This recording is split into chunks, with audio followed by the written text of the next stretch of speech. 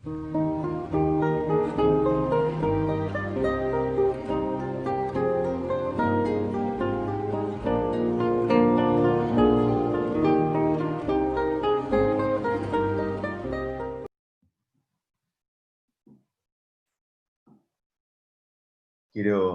agradecerles esta invitación a compartir con ustedes esta meditación del Evangelio en este tiempo, y desde ya que pido disculpas por el atrevimiento, sin ser escriturista, de hablar de un texto del Evangelio en lo que me sugiere, en lo que me suscita este texto.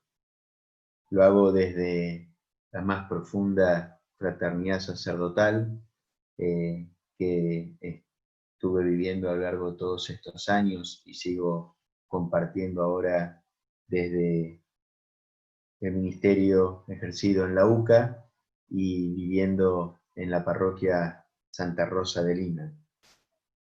Los invito a ponernos en la presencia de Dios y a pedirle al Espíritu Santo que sople en nuestros corazones.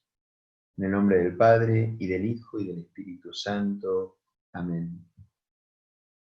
Ven, Espíritu Santo, y envía desde el cielo un rayo de tu luz. Ven, Padre de los pobres, ven a darnos tus dones, ven a darnos tu luz. Consolador lleno de bondad, dulce huésped del alma, suave alivio para el hombre. Descanso en el trabajo, templanza en las pasiones, alegría en nuestro llanto. Penetra con tu santa luz en lo más íntimo del corazón de tus fieles. Sin tu ayuda divina, no hay nada en nosotros, nada que sea inocente. Lava nuestras manchas, riega nuestra aridez, cura nuestras heridas, suaviza nuestra dureza, enciende nuestra frialdad, corrige nuestros desvíos. Concédenos a nosotros, tus fieles, que en ti confiamos, tus 7 sagrados dones. Premia nuestro esfuerzo, salva nuestras almas, danos la eterna alegría. Amén. Aleluya. Gloria al Padre, y al Hijo, y al Espíritu Santo, como era en el principio, ahora y siempre, por los siglos de los siglos. Amén.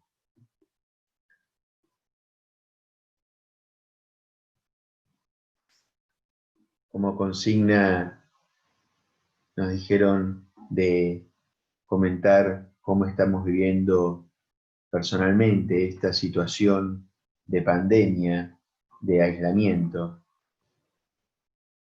Y les puedo decir que en este tiempo, si algo caracteriza mis pensamientos, mis sentimientos, es la incertidumbre, porque no tenemos ninguna certeza cuándo va a terminar, cómo va a terminar, cómo se va a desarrollar la vida después de este tiempo. Por lo tanto, tenemos una profunda incertidumbre, no solamente en lo social, sino también en lo económico, en lo laboral. Y esto no solo a nivel local, sino regional, mundial. Y esto provoca dolor porque uno ve la gente que ya en este tiempo está siendo lastimada desde lo material hasta también lo psicológico, lo espiritual, el temor ante lo que estamos viviendo, lo que va a venir. Y por lo tanto, esos sentimientos están en mi corazón. La incertidumbre, no saber, no tener justamente conocimiento de lo que va a ser, no poder prever, no poder calcular cómo va a ser. Frente a eso, ciertamente la fe es algo que alumbra nuestros pasos.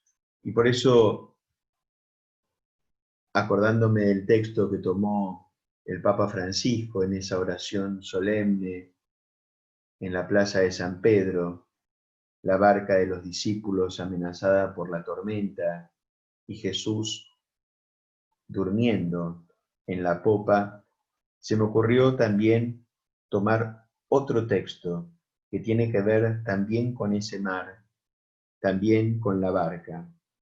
Es el texto de Juan, capítulo 21, de los versículos 1 al 14, que dice así: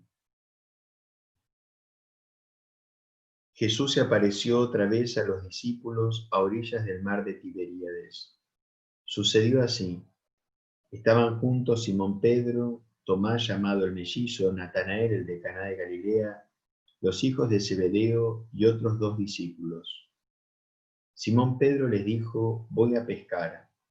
Ellos le respondieron: vamos también nosotros. Salieron y subieron a la barca, pero esa noche no pescaron nada. Al amanecer Jesús estaba en la orilla, aunque los discípulos no sabían que era él. Jesús les dijo: muchachos, ¿tienen algo para comer? Ellos respondieron: no. Él les dijo: tiren la red a la derecha de la barca y encontrarán. Ellos la tiraron y se llenó tanto de peces que no podían arrastrarla. El discípulo al que Jesús amaba dijo a Pedro: es el Señor. Cuando Simón Pedro oyó que era el Señor, se ciñó la túnica, que era lo único que llevaba puesto, y se tiró al agua. Los otros discípulos fueron en la barca arrastrando la red con los peces, porque estaban solo a unos 100 metros de la orilla. Al bajar a tierra vieron que había fuego preparado, un pescado sobre las brasas y pan. Jesús les dijo: traigan algunos de los pescados que acaban de sacar. Simón Pedro subió a la barca y sacó la red a tierra llena de peces grandes. Eran 153, y a pesar de ser tantos, la red no se rompió. Jesús les dijo: vengan a comer. Ninguno de los discípulos se atrevía a preguntarle: ¿quién eres?, porque sabían que era el Señor. Jesús se acercó, tomó el pan y se lo dio, e hizo lo mismo con el pescado. Esta fue la tercera vez que Jesús resucitado se apareció a sus discípulos.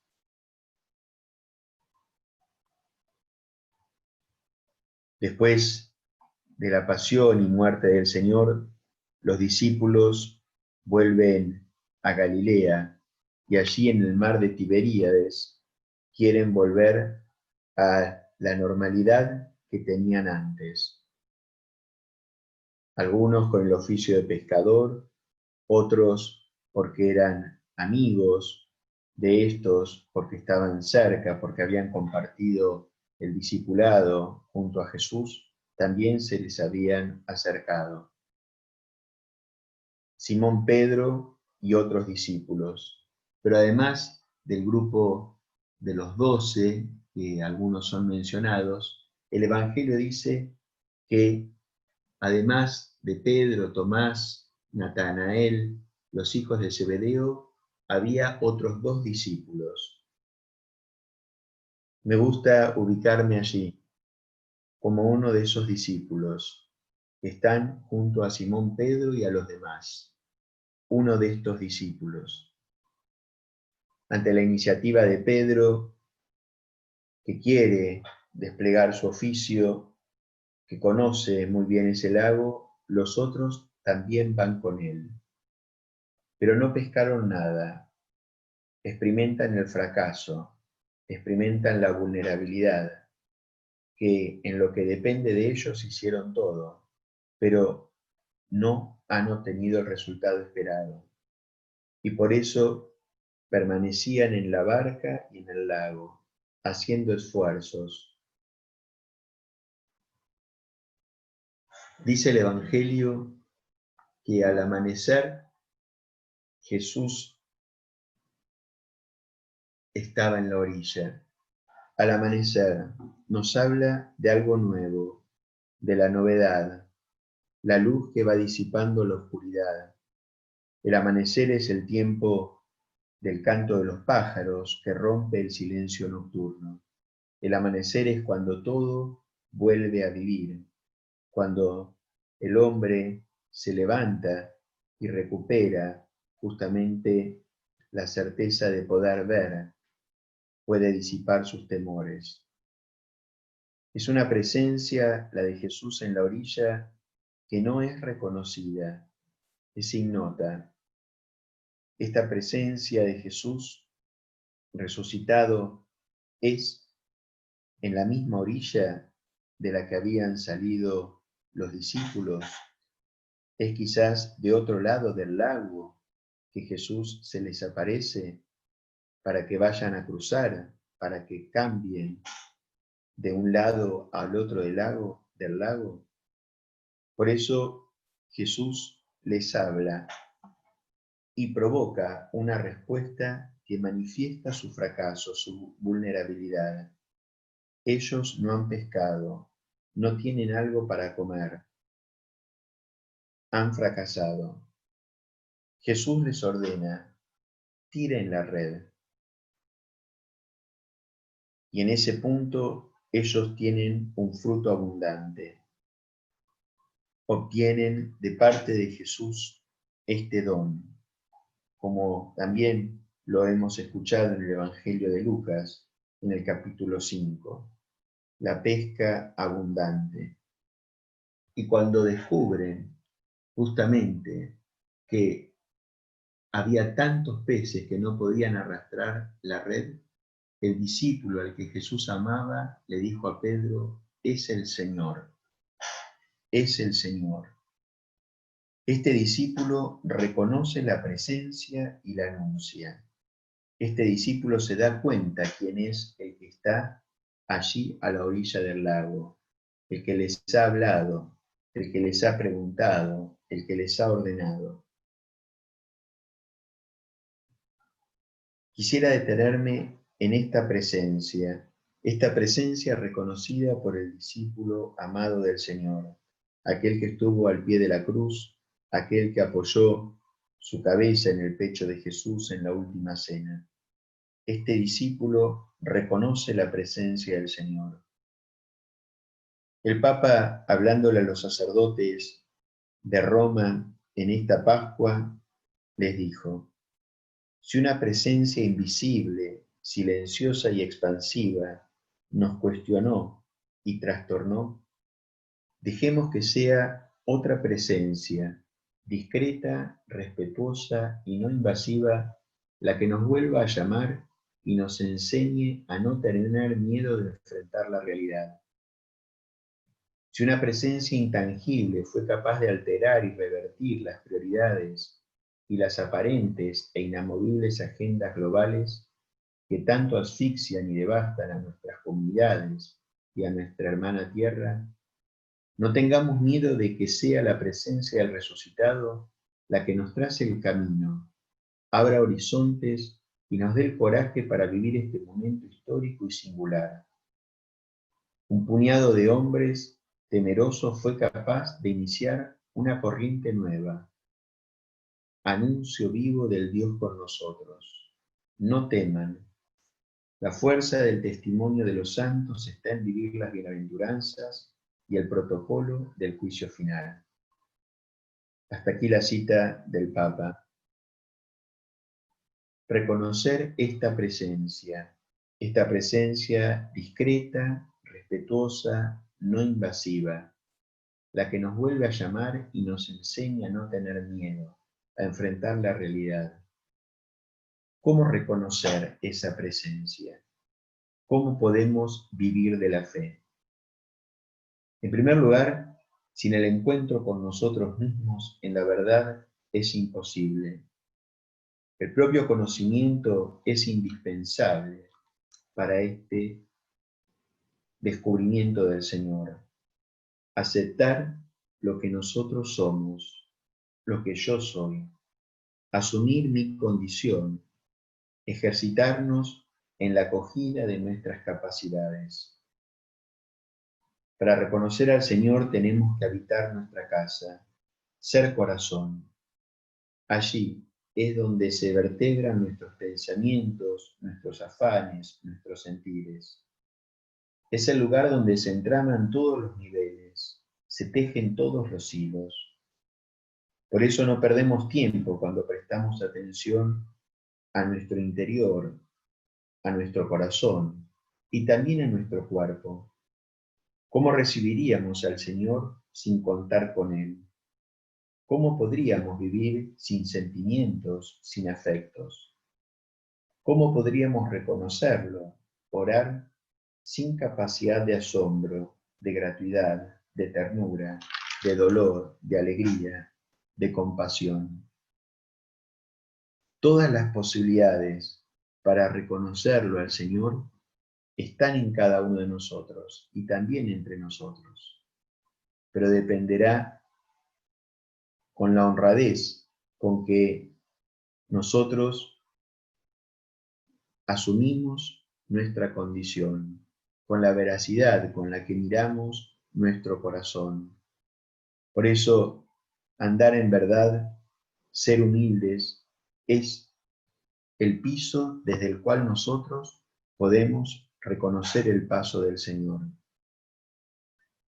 También para reconocerlo es necesario que nos situemos ante lo que nos pasa alrededor, cuáles son los gozos y los dolores, las esperanzas y las penas de nuestros hermanos, de nuestro mundo, cómo nosotros podemos justamente a través de ellos descubrir el paso del Señor.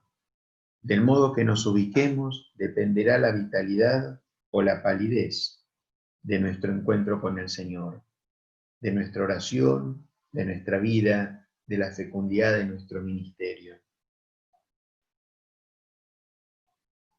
Por eso también, tomando un texto de esa carta del Papa a los sacerdotes de Roma, él les dijo: en reiteradas ocasiones como acompañante espiritual, pude ser testigo de que la persona que ve las cosas como realmente son y que se deja traspasar por el dolor y llora en su corazón, es capaz de tocar las profundidades de la vida y de ser auténticamente feliz. Esa persona es consolada, pero con el consuelo de Jesús y no con el del mundo. Y de ese modo se anima a compartir el sufrimiento ajeno y a no escapar de las situaciones dolorosas. De ese modo se da cuenta de que la vida tiene sentido socorriendo al otro en su dolor, comprendiendo la angustia ajena, aliviando a los demás. Esa persona siente que el otro es carne de su carne. No teme acercarse hasta tocar su herida. Se compadece y experimenta que las distancias se borran. Así es posible acoger aquella exhortación de San Pablo: llore con los que lloran. Saber llorar con los demás, esto es santidad. Y eso es lo que nosotros queremos: hacernos hermanos, servidores de nuestros hermanos, vivir esta fraternidad. Pero claro, esto de vivir la fraternidad, de reconocer al Señor que está junto a nosotros, es una aventura interior, una historia de amistad con Jesús. Y al decir de Hebreos 12:2, fijemos la mirada en el iniciador y consumador de nuestra fe, en Jesús. Él es el que nos llama. Nos llama para hacer 3 viajes que les propongo. 3 viajes para descubrirlo a Él. El primer viaje es de la superficialidad a la hondura. Ir a lo hondo, a lo profundo que me constituye persona y sacerdote. Vivir en humildad, que es dejar a Dios ser Dios.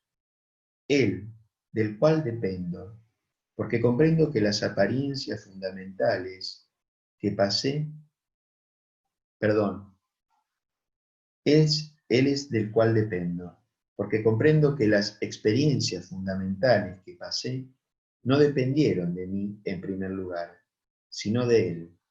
Han sido dones que vinieron de Él, del otro con mayúsculas, a través de otros: el don de la vida, el don del bautismo, el don de la vocación, el don del ministerio. Todo me ha sido concedido por Él, a través de otros, pero Él es el que me dio estos dones. Por eso El camino hacia la hondura proviene del descubrimiento de una presencia recibida como gracia, que he deseado, que me sorprendió, y esto en la soledad.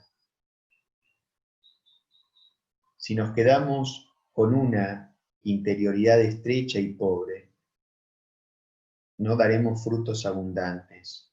Tenemos que buscar esa interioridad honda, profunda, ir mar adentro.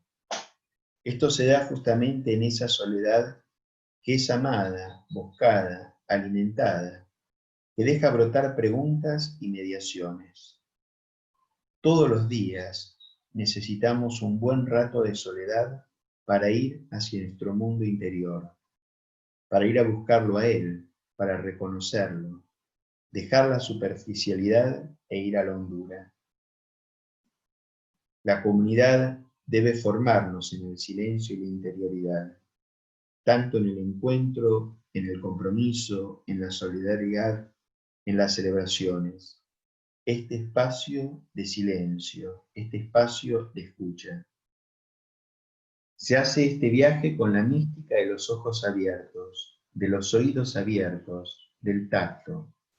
Sí, este viaje a la hondura lo hago mirando alrededor, esas personas con las que me he encontrado a lo largo del día, situaciones que he visto en la calle, cómo permanecen en mí, cómo están en mi corazón, cómo las vivo en la presencia del Señor.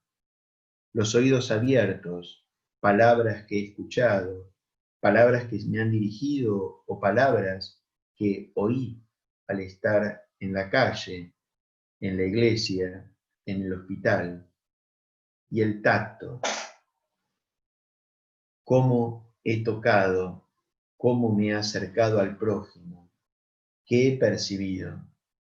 El tacto, que no solamente es el primer sentido que desarrollamos y de los últimos que perdemos, sino también el tacto espiritual.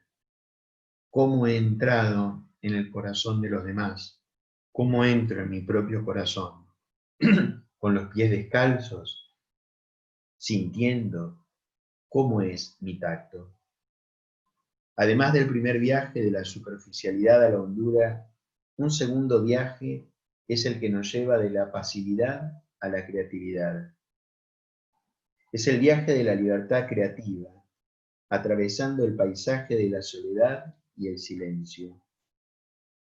Nosotros tenemos la posibilidad de vivir en la inercia, seguir haciendo siempre lo mismo, o de la creatividad, la posibilidad de dar a luz algo nuevo, entre seguir como siempre o empezar a buscar nuevas posibilidades, entre contentarnos con lo que tenemos y somos o dejar que el alfarero modele nuestro barro. La inercia nos lleva al aburrimiento y a la desolación. La creatividad va envuelta en el gozo. Esto en la experiencia profunda del encuentro con el Señor ciertamente redunda en nuestro ministerio. Cuando somos creativos, cuando somos capaces de dar a luz algo nuevo, la gente lo descubre y lo quiere, lo valora. Este tiempo ha sido particularmente rico en esto, como desde el aislamiento hemos podido comunicarnos vía internet, las celebraciones, las escuchas, cómo hemos podido recrear nuestra proximidad.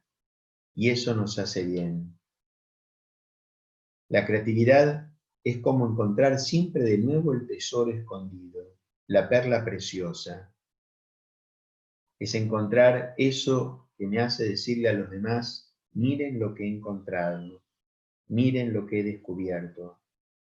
Y ahí podemos ver cuál es nuestro tono de comunicación.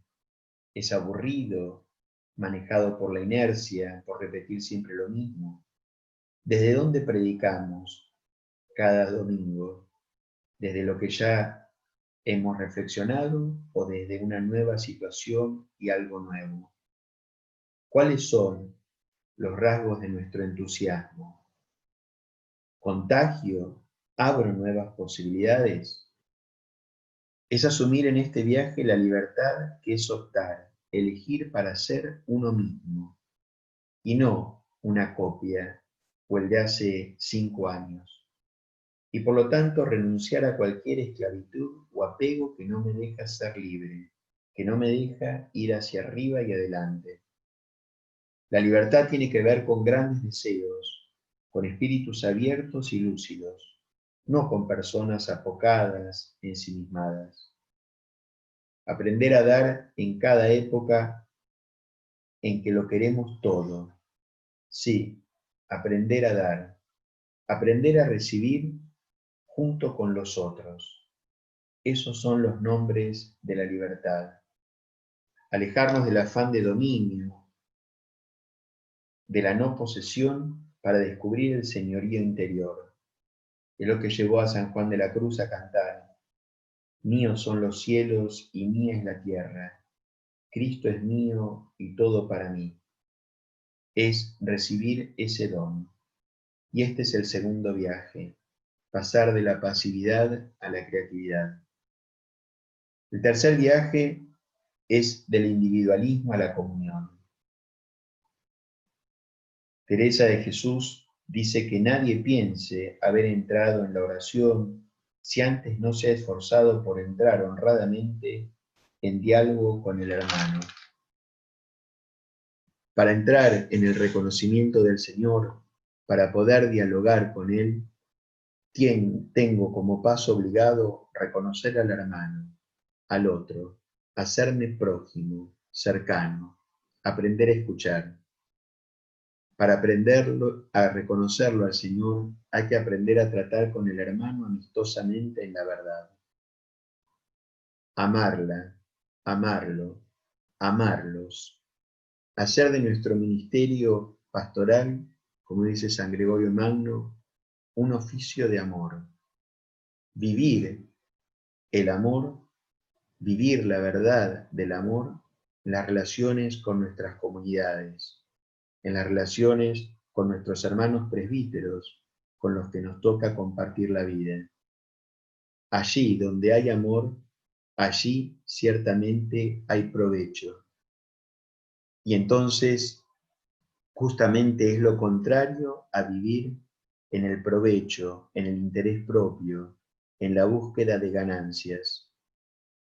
Tengo que ser capaz de vivir en este darme, donde crece el tú y decrece el yo, donde el yo se va olvidando y cada vez el otro, los demás, tienen más importancia. Son alrededor de quienes giro, me muevo, trabajo, pienso, amo. Dios a nosotros como sacerdotes del clero secular nos quiere hacedores de comunidad, para que aprendamos a amar, a orar, para que aprendamos a constituir esas familias en el Señor. Por eso la acogida es algo fundamental, es un don que el Señor nos otorga, pero también una tarea que depende de nuestra libertad. Recibir al otro, tenerlo en cuenta, pensar junto al otro, compartir. Todo esto nos hace justamente capaces de hacer este viaje, de entrar en la comunión. También el diálogo, que es un camino de amistad, es saber escuchar y saber expresar lo que siento. Es una herramienta fundamental para nuestra época. San Pablo VI dijo al final del concilio: de desconocidos que éramos, nos hemos hecho amigos por el diálogo. Este es el espíritu que nosotros queremos vivir para reconocerlo al Señor, que nos habla, que habla a través de nosotros. Y también cultivar una espiritualidad de comunión. Es ahí donde nosotros vamos a reconocer el paso del Señor. ¿Qué es esta espiritualidad de comunión? Es la empatía, sentirse a gusto con los otros, disfrutar con ellos, querer. Es agrandar nuestro corazón con nuevos nombres y nuevas presencias. ¿Cómo están los demás en mi oración? ¿Cómo intercedo por ellos? ¿Cuento con ellos? ¿Ellos cuentan con mi oración, mi cercanía, mi afecto, mi alegría? Somos sacerdotes en una iglesia que, como nos dijo San Juan Pablo II, es y quiere ser cada vez más casa y escuela de comunión. Pero volvamos al texto de Juan 21. Los discípulos, al bajar a tierra, que es donde estaba Jesús, en la misma orilla donde ellos habían partido, en otra orilla transformada por su presencia, descubren que había fuego, brasas, pescado y pan, y la invitación de Jesús: vengan a comer. Jesús se acerca a ellos, se acerca y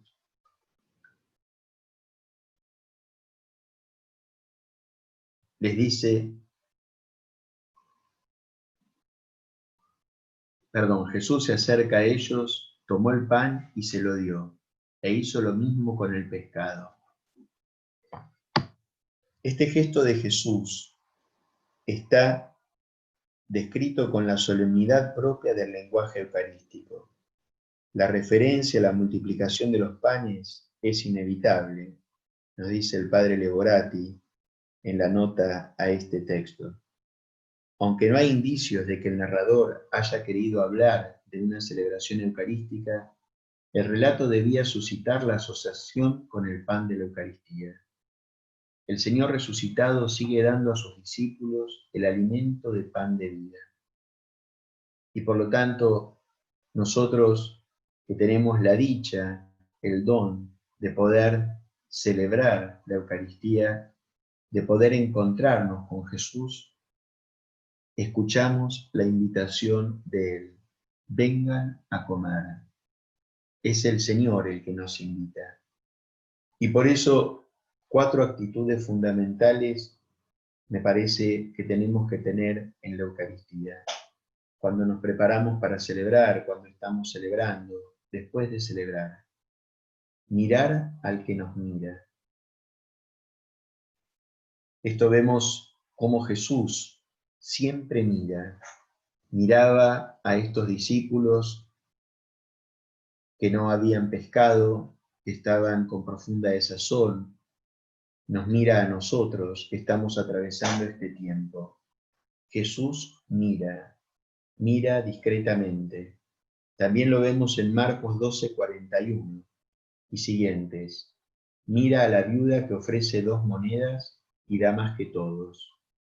Jesús la miraba. Si nosotros miramos al que nos mira, si nos descubrimos mirados, pasaremos de esa oración de mirada a mirar la vida con sus ojos. Seremos capaces de ver las transparencias de Dios escondidas en el tejido de la vida. Para hacer un mundo mejor hay que empezar a mirarlo con mejores ojos, que son los ojos de Jesús. Mirar al que nos mira, como aquel viejo le dijo al cura de Ars: yo lo miro y él me mira. ¿Qué oportunidad tenemos nosotros, estando cerca del Señor, de mirar al que nos mira? También escuchar a quien te escucha. Jesús se ha manifestado como nuestro amigo. Él es nuestro hermano y se quiere comunicar desde su corazón a nuestro corazón.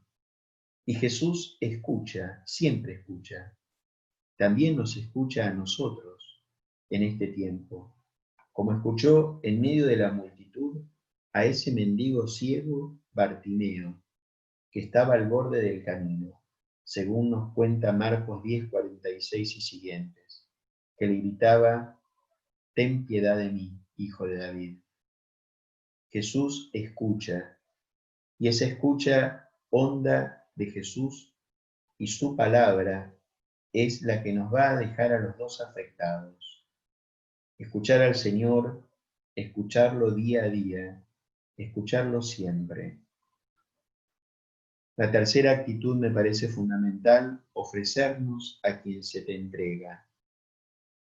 Dar y recibir. Son las dos acciones que nos descentran. Salir de nosotros y estrenar la fraternidad.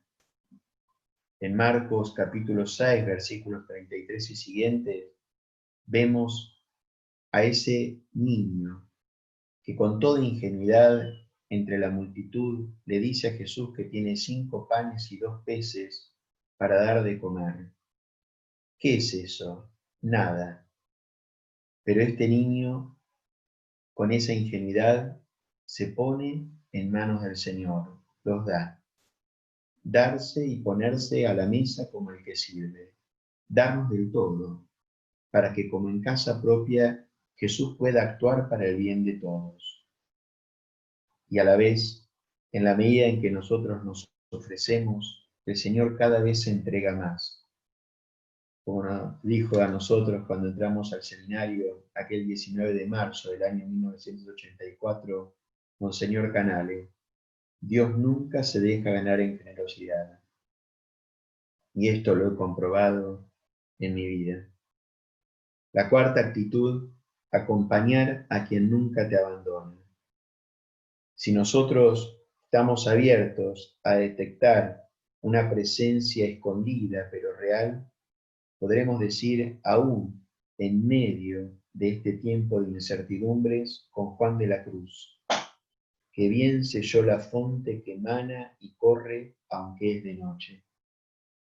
Por eso nuestra fe nos lleva a acompañar al Señor y a buscarlo, como los discípulos de Maús, Lucas 24:13.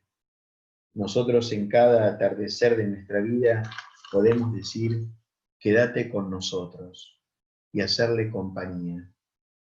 Tenemos la dicha de poder comulgar sacramentalmente, la dicha de acercarnos a nuestros sagrarios, de hacerle compañía al Señor, de hacerle compañía en su carne sufriente, que son nuestros hermanos, hacerle compañía en la palabra que nos habla. Por eso los invito a que podamos en esta reflexión mirar al que nos mira, escuchar al que nos escucha, ofrecernos al que se nos entrega y acompañar al que nunca nos abandona. Con esos textos y también con Juan 21 podemos reflexionar acerca del descubrimiento del Señor y desde Él nutrirnos para vivir un nuevo tiempo. El Papa Francisco, y cierro con esto, le dice a los sacerdotes de Roma, como comunidad presbiteral estamos llamados a anunciar y profetizar el futuro como el centinela que anuncia la aurora que trae un nuevo día. O será algo nuevo o será más, mucho más y peor de lo mismo. La resurrección no es solo un acontecimiento histórico del pasado para recordar y celebrar. Es más, mucho más. Es el anuncio de salvación de un tiempo nuevo que resuena y ya irrumpe hoy. Ya está germinando. ¿No se dan cuenta? Es el porvenir que el Señor nos invita a construir. La fe nos permite una realista y creativa imaginación capaz de abandonar la lógica de la repetición, sustitución o conservación. Nos invita a instaurar un tiempo siempre nuevo, el tiempo del Señor.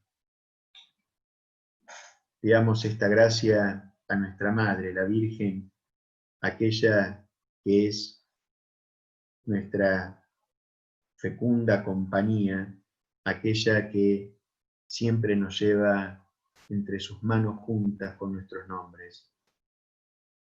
Y tomo una oración de la Madre Teresa de Calcuta, que dice así: María, Madre de los sacerdotes, concédeme tu ayuda maternal para poder dominar mi debilidad, tu plegaria para que pueda ser hombre de oración, tu amor para poder iluminar a mis hermanos como hombre de perdón, tu bendición para ser nada menos que la imagen de tu Hijo, nuestro Señor y Salvador Jesucristo, tu presencia de madre para que viva mi soledad sacerdotal con alegría, tu humilde confianza para que sea fiel en los momentos de desaliento y de fatiga.